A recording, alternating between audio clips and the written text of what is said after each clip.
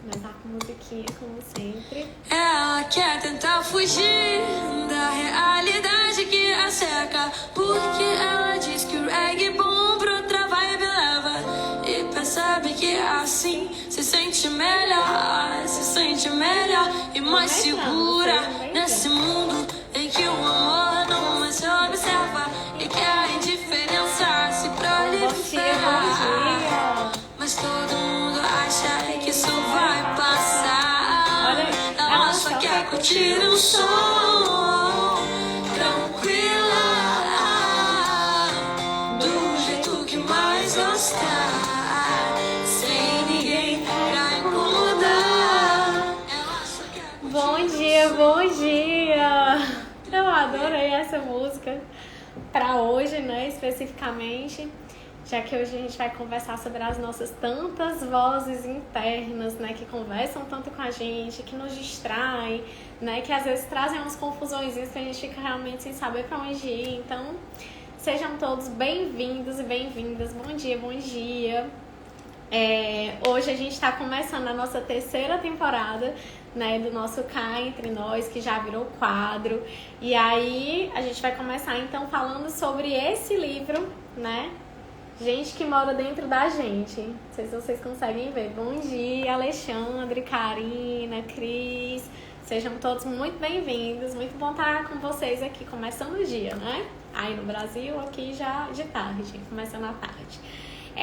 Então, a gente já veio falando tanto, né, nos outros encontros do Cá Entre Nós, sobre os não ditos que atravessam a gente, o quanto que é importante a gente começar a tomar consciência, né, desses tantos não ditos, aprender a ser mais curiosa, mais questionadora, né? E aí eu pensei, nada mais justo, então, que a gente verifique quem são esses tantos eus que nos habitam, né? Essas tantas falas internas que a gente tem. E aí a Patrícia Gebrim, que é a autora desse livro, né, gente que mora dentro da gente, vamos entrando, seja bem-vindo, Eufrásio. Ela traz que a gente tem 5 eus dentro da gente, né, que é o eu criança, o eu inferior, o eu mascarado, o eu superior e o eu observador. Eu falo muito já há muito tempo do eu observador, né? Vez ou outra eu observo, o teu eu observador, que quem é meu paciente sabe demais, que eu uso muito esse lugar. Mas a gente vai passar por todos eles, né? Pra gente identificar que vozes internas são essas que conversam tanto com a gente. Então se aconchega aqui, né? Traz os teus eus aqui. E simbora, convida as pessoas que são queridas, que você acha que também são importantes, né, pra estar aqui com a gente. E deixa eu só tomar um golinho do chazinho. Hoje eu vou de chá, não sei se vocês viram meu Instagram mais cedo, meus stories, né, já tomei muito café hoje, eu resolvi vir pro chazinho agora. Então, hoje o nosso objetivo daqui é sair com um pouco mais de consciência de que a gente tem muitos eus internos e por isso que a gente vive tantas contradições, né? Tantas vozes ao mesmo tempo. Quer ver? Escuta só. Deixa eu achar aqui, como eu não tô com livro físico, né? Tô no Kindle, aí acabo que eu não consigo marcar a página. Mas vamos lá, eu quero ler aqui pra vocês a introdução que a Patrícia fez, que eu acho que tem muita luz, sabe? Ela foi muito sábia nessa introdução. Isabelle, minha mãe tá aqui, gente, coisa boa. Jana, sejam bem-vindos, todos bem-vindos. Maria Camila, meu Deus. Ai, meu Deus, agora eu fiquei nervosa. Sejam bem-vindos. Maria Camila, eu sou fã dela, gente. Então, assim, pra quem tá vendo essa mulher aqui, é por isso que eu fico nervosa. Meu Deus, sou fã. Então, obrigada pela companhia e pela presença. Então, hoje a gente vai falar desse livro, né? Gente que mora dentro da gente. E como a gente fala, bom dia. E como a gente fala, a Patrícia fala que nós temos 5 eus dentro da gente, eu espero que em 5 encontros a gente vá se debruçando sobre cada um deles. Hoje a gente vai entender que eus são esses e vamos falar do eu criança, que é o primeiro que ela traz. Então eu queria colocar aqui a introdução que ela trouxe, porque eu achei que ela foi muito sábia. E aí vocês vão entender que tantos eus são esses que a gente fala internamente. Então ela começa assim. Se você me perguntasse nesse exato momento, e você pode inclusive se perguntar daí também, né? Como eu estou me sentindo? Provavelmente minha resposta seria: eu quem? Por quê? Tem um eu em mim que está feliz, porque finalmente estou escrevendo as primeiras palavras deste livro que ela escreveu, no qual tenho pensado todas as noites antes de dormir. Esse eu vibra cada letra que vai surgindo e confia que o livro surgirá na medida que continuarmos escrevendo juntos. Ele me ajuda, me incentiva, me ilumina, me acalma, me protege, me inspira. Ele gosta de mim, né? Todo mundo tem um eu desse, né? Que chega junto, que dá o apoio, que incentiva, que inspira a gente. Eu tenho esse meu eu que faz isso aqui comigo quando eu tô na preparação desse encontro, né? Pra estar aqui com vocês, por exemplo. E aí, Natália, seja bem-vinda. E aí ela continua. Mas, bem ao nosso lado, agachadinho, tentamos se esconder. Encontro dentro de mim um outro eu, a gente vai pro segundo eu, que parece se divertir imensamente em provocar uma agitação no meu estômago. Ele fica me dizendo que está com medo de não ser capaz de escrever mais um livro. E já me pediu várias vezes para ir com ele até a geladeira, só para tentar me arrastar para longe do computador. Ansioso, medroso, cheio de vontades. Nesse exato momento está agarrado na manga do meu casaco. Parece um polvo com 80 tentáculos, tentando me fazer parar de escrever. Então, eu tenho certeza que aí dentro também deve ter um euzinho seu, né? Que traz um pouquinho dessa ansiedade, que traz um pouquinho desse medroso, né? Que tem muitas vontades, que às vezes faz você duvidar de você mesmo. E aí ela continua. Se você acha que a coisa para por aí, sinto lhe dizer, você está errado. Aliás, errado é uma das palavras preferidas desse terceiro eu. De óculos, metido a sabe tudo. Essa outra parte de mim fica me criticando o tempo todo. Critica cada palavra, cada espaço, cada frase. Ele é terrível. Giovana, seja bem-vinda. Dalmara, seja bem-vinda. Bom dia, gente, aí pra vocês. Continuando. Então, ele fica me dizendo, esse terceiro eu, que nunca serei capaz de escrever com perfeição. Gente, quem tem a síndrome da impostora aqui, levanta a mão. Ou já passou por isso em algum momento da vida, né? Então, ele fica dizendo também que deveria parar enquanto é tempo, antes de me expor ao ridículo, palavras dele. Mal posso dizer o quanto esse eu está indignado ao ver que eu escrevo ao seu respeito. Ele é perfeccionista, exato, controlador, metódico e quer sempre passar a melhor imagem de si mesmo para o mundo. Ele quer ser amado, admirado e respeitado por todas as pessoas. Abre parênteses. Algumas pessoas não bastam, tem que ser todas as pessoas. Manuela, Rosária, sejam bem-vindas. Eu gosto, viu, dos corações subindo, eu vou entender que vocês estão aqui em conexão comigo. Vamos continuar. Quer mais? Então prepare-se. Vou falar bem baixinho para ele não ouvir. Mas tem um outro eu, quarto, rosnando bem atrás de mim. Às vezes ele rosna tanto que chega a babar nos meus sapatos. Já tive que jogar 3 pares fora por sua causa. Carrega na face um sorrisinho maldoso e fica dizendo com tanto de ironia, abre aspas, vá, continue escrevendo, vou me divertir muito, em vez de você ter tanto trabalho pra nada. E sabe o que mais? Eu vou estragar o seu livro, vou babar nele todinho, ou melhor, vou deixar você chegar quase no final e então vou apertar esse botãozinho delete e apagar tudo do computador. E sabe por quê? Porque você não merece escrever um livro. Não merece nada. Eu não gosto de você e nem de ninguém, né? Então, quantas vezes a gente também tem o nosso eu interno que fica duvidando da nossa capacidade, que a gente mesmo diz, e às vezes nem diz, né? Mas nas atitudes da gente, a gente vai entendendo que a gente não merece certas coisas. Não, não sou merecedora do tanto, não, só um pouquinho aqui tá bom, né? E não, pera, a gente pode ir conversando com esses eus, mas a gente vai se debruçando sobre isso. Voltando, aí ela continua. Uau, tem mais, o quinto, né? O último eu, este que está escrevendo agora. Este é precioso, viu, gente? Este que é capaz de enxergar todos os outros. Por isso que a gente vai conseguir aprender a conversar com eles. O pesadelo de todo mundo do escreve vai apagar tudo. Ai, meu Deus, viu, Maria Camila? Imagina tu, que é escritora, a gente assim, que tá só fazendo, né, uma preparação, ou às vezes um trabalho da pós-graduação, alguma coisa assim, já dá um nervoso, imagina você. Verdade. Vamos seguindo.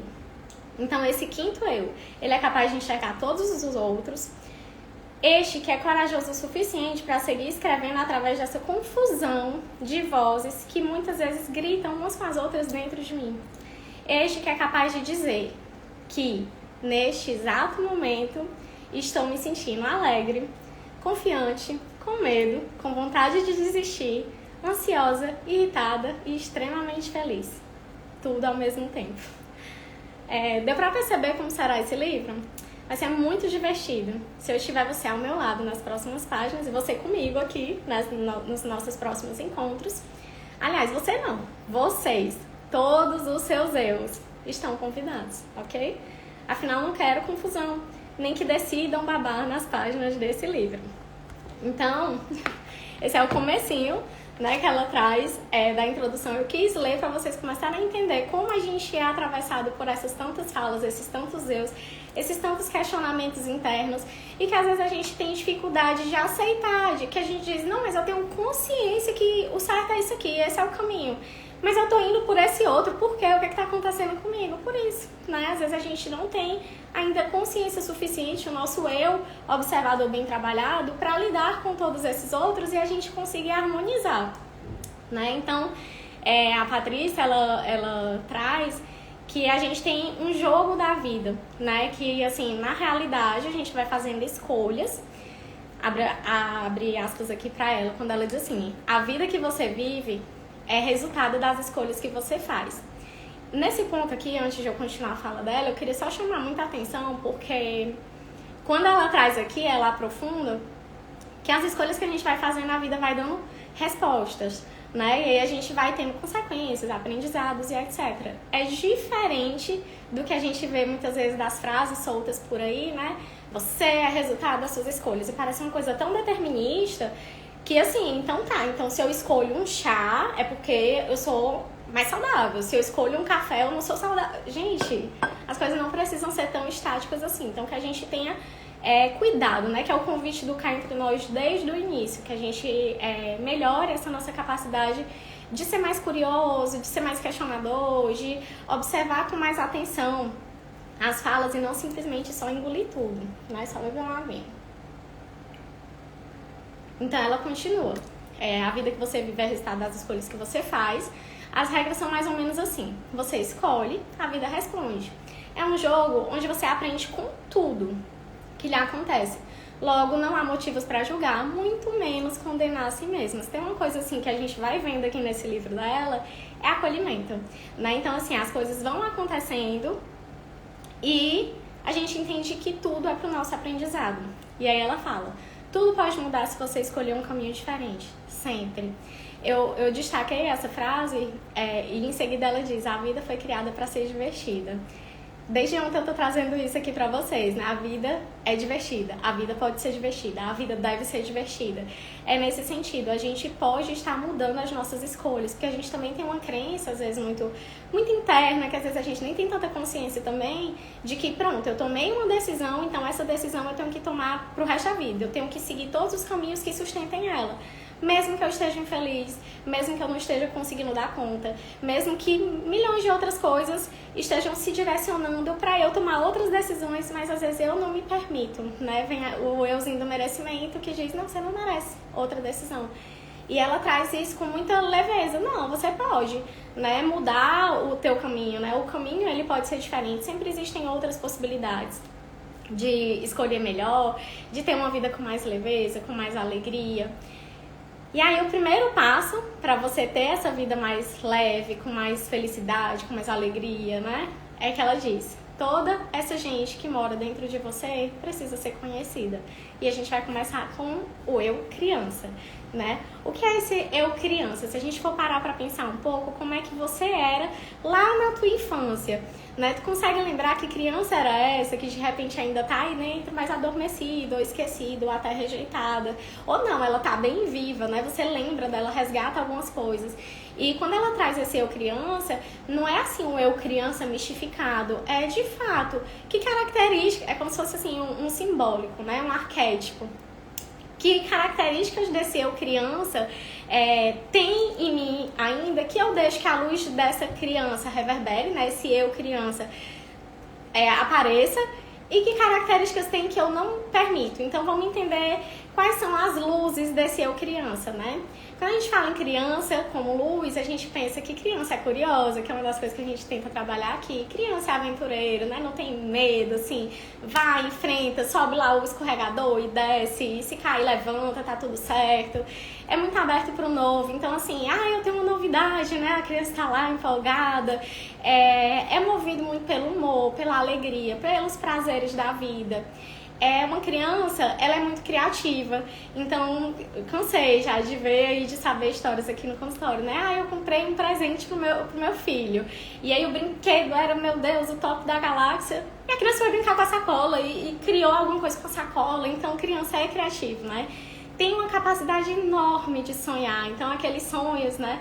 Que, não, criança tem um sonho bobo, ser astronauta, né? Vai navegar não sei por onde, cara... Ela sonha, e a gente também tem essa capacidade interna, só que às vezes a gente esquece, né? Vai se deixando tomar pela rotina, pelo automático da vida. E a criança, outra luz dela é a espontaneidade. Então, é você simplesmente, né, ser do seu jeito, assim, e gostar disso. Eu sou assim, pronto. Quais são as sombras da criança? Né? Quais são os lados assim que a gente às vezes precisa ter um pouco mais de cuidado, observar com mais atenção, não rejeitar, não esquecer, esconder, fingir que não existe, porque eles estão aí, né? E eles precisam ser olhados, senão aí é que eles aparecem, né? A gente acha que, não, se eu não olhar, se eu esconder, pronto, resolvi o problema. É o contrário, vocês vão entender por quê. Então, as sombras da criança: ansiedade, a teimosia, né? Sabe aquelas crianças, faz a birra, se joga no chão, né? A questão de ser explosiva, as questões das inseguranças, não é um friozinho na barriga somente, é uma insegurança, assim, que pode ser crônica, talvez. A questão do ciúme exacerbado, um medo, né? Muito medrosa, muito briguenta, que as coisas muito do jeito dela. Então, essas são sombras das crianças. Lucas, Thales, psicóloga. Grazi também, seja bem-vinda, vocês todos, bom dia aí pra vocês no Brasil. Então, voltando, né, aqui pra ela, a Patrícia, ela diz o seguinte: o seu profundo desejo de se entregar à vida como se essa fosse uma brincadeira das mais divertidas.